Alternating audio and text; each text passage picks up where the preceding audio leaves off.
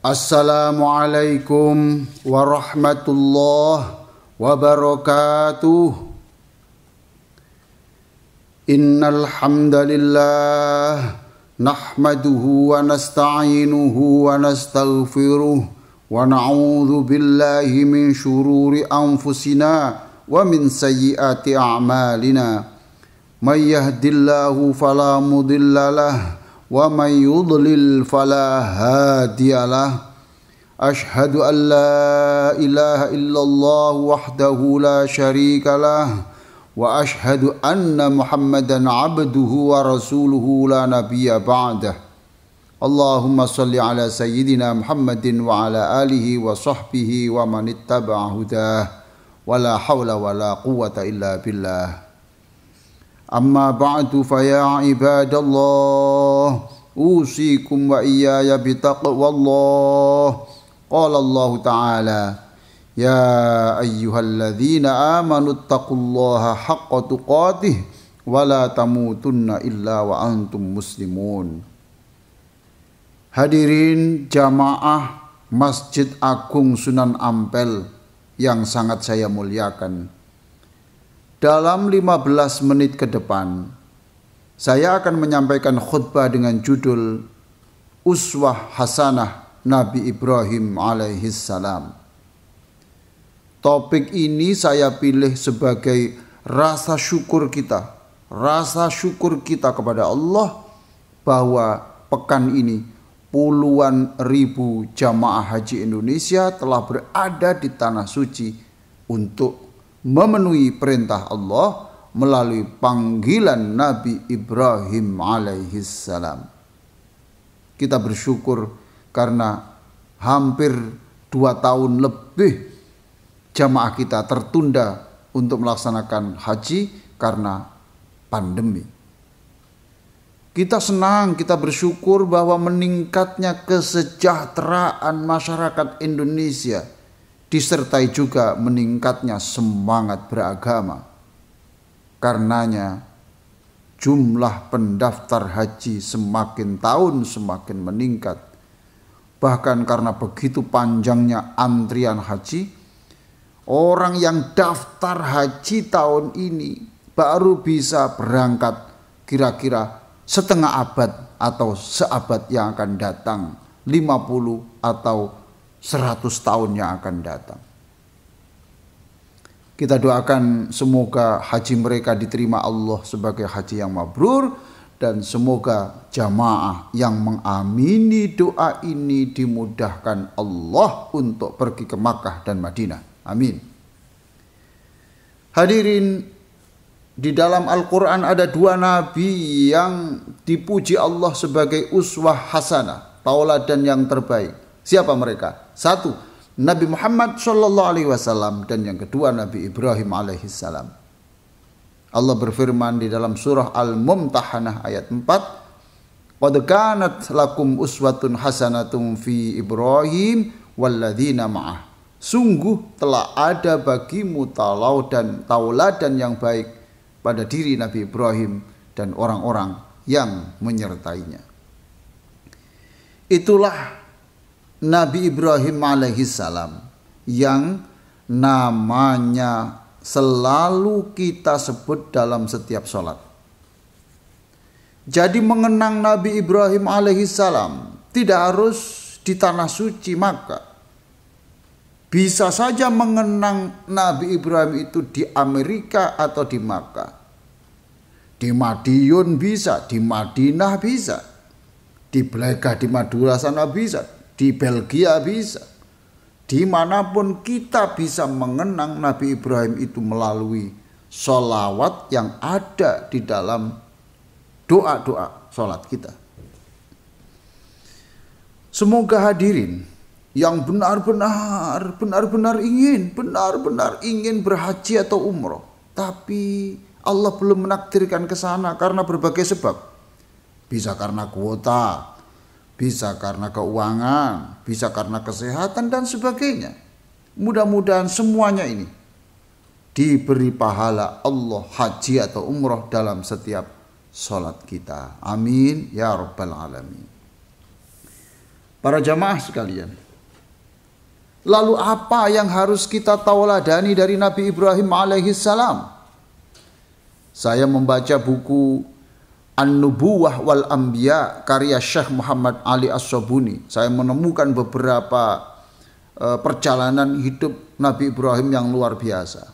Pertama, Nabi Ibrahim adalah nabi yang tidak pernah menunda sedetik pun perintah Allah. Ketika ada perintah khitan dan di sebelahnya itu hanya ada kapak, dia tidak mau mencari pisau yang lebih tajam atau apa, supaya cepat, tidak tertunda sedikit pun beberapa detik, langsung khitan dengan kapak itu. Inilah yang namanya pribadi labbaik, artinya aku dengar, aku kerjakan langsung. Zikir labbaik, Allahumma labbaik, itulah yang selalu didengungkan oleh jamaah haji selama di Makkah. Kita semuanya, yang haji ataupun yang tidak haji, harus secara bertahap berubah dari yang semula menunda-nunda kebaikan menjadi muslim labbaik yang langsung melakukan apapun yang diperintahkan. Amatlah tidak tahu malu orang yang meminta Allah agar segera mengabulkan setiap doanya, padahal ia selalu menunda melaksanakan perintahnya. Hadirin, Syekh Athaillah Al-Askandari berpesan, la tutalib rabbaka bi ta'akhuri matlabik, walakin talib nafsaka bi ta'akhuri adabik. Jangan bertanya mengapa Allah menunda terkabulnya doa yang kau panjatkan, tapi bertanyalah kepada diri sendiri, mengapa engkau menunda-nunda apa yang seharusnya engkau lakukan. Ketauladanan yang kedua dari Nabi Ibrahim. Nabi Ibrahim selalu mengedepankan dialog, atau di dalam bahasa manajemen mendengarkan aspirasi dari bawah dalam membuat keputusan. Ketika Nabi Ibrahim alaihissalam mendapatkan perintah untuk menyembelih Ismail alaihissalam, satu-satunya anak, Nabi Ibrahim mencoba mendialogkan dengan anak yang menjadi bagian dari eksekusi perintah itu. Ketika Ismail kecil sedang sendirian bermain panah, Nabi Ibrahim merangkul dengan penuh sayang, anakku, aku mendapatkan perintah untuk menyembelih engkau anakku, perintah dari Allah Tuhanmu anakku. Ismail menjawab, kerjakan ayah. Luar biasa. Ayahnya yang berpribadi labbaik diwarisi sifatnya juga oleh Ismail dengan pribadi yang labbaik pula. Mengapa banyak keputusan penting di negara ini gagal dalam implementasinya? Antara lain karena keputusan itu bersifat top down, tidak bottom up, atau tidak menyerap aspirasi masyarakat yang akan menjadi sasaran aturan tersebut. Tauladan yang ketiga dari Nabi Ibrahim alaihissalam adalah Nabi Ibrahim ini menjadi contoh dalam penyembelihan atau penghapusan ego kepemilikan dan ego keakuan. Ya, milikku, tetapi demi taat kepada Allah harus saya korbankan demi Allah. Aku tidak boleh berpikir hanya kepentinganku sendiri, tapi aku harus berpikir tentang kepentingan yang lebih penting, yaitu apa? Yaitu untuk kepentingan yang lebih luas, kepentingan mentaati perintah Allah. Hadirin, Nabi Ibrahim adalah nabi yang di dalam doanya, di dalam surah Al-Baqarah ayat 126 yang dipikirkan adalah, wahai Allah, jadikan negeri ini ya aman, Rabbi ja'al hadha baladan amina, ya aman, warzuq ahlahu minas samarat, dan jadikan pula negeri ini yang nyaman, banyak rezeki, banyak buah-buahan.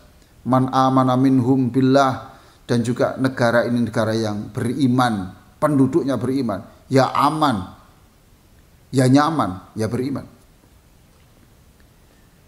Para jamaah sekalian, negara ini akan lambat kemajuannya jika sikap kenegarawanan para tokoh kita rendah.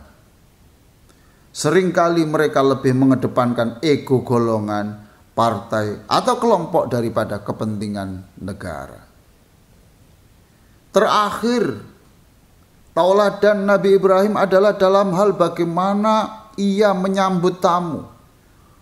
Ia adalah nabi yang terkenal paling ramah dan hormat di dalam menyambut seluruh tamunya.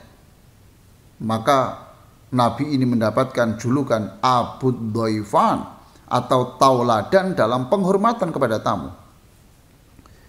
Ia selalu memotong kambing atau sapi atau unta untuk disuguhkan kepada para tamunya tanpa memandang ia muslim atau tidak, tanpa memandang ia sudah dikenal atau belum. Suatu saat hadirin, ia kedatangan sejumlah tamu, yaitu para malaikat yang memberi kabar akan dikaruniai anak. Ia memotong sapi besar dan menyuruh istrinya membakarnya untuk suguhan tamu tersebut. Tapi mereka tidak mau makan. Ia baru tahu, Nabi Ibrahim alaihissalam baru tahu bahwa mereka bukan manusia tetapi malaikat. Mengapa industri pariwisata Indonesia tidak bisa maksimal? Padahal tourism termasuk sumber andalan keuangan negara. Arab Saudi saya yakin akan semakin kaya bukan karena sumber kekayaan alamnya. Sebab kekayaan alam itu terbatas dan suatu saat habis. Yang menyebabkan Arab Saudi nanti kaya adalah karena banyak wisatawan agamis, yaitu orang-orang yang haji dan umroh yang itu membawa uang masing-masing dari negaranya. Hadirin, jika Indonesia ingin berjaya, belajarlah kepada Nabi Ibrahim alaihissalam bagaimana cara menyambut tamu, khususnya tamu dari luar. Tidak sedikit turis asing pulang dari Indonesia bukan dengan kenangan yang indah, tetapi justru kekecewaan atas perlakuan yang tidak menyenangkan selama di Indonesia.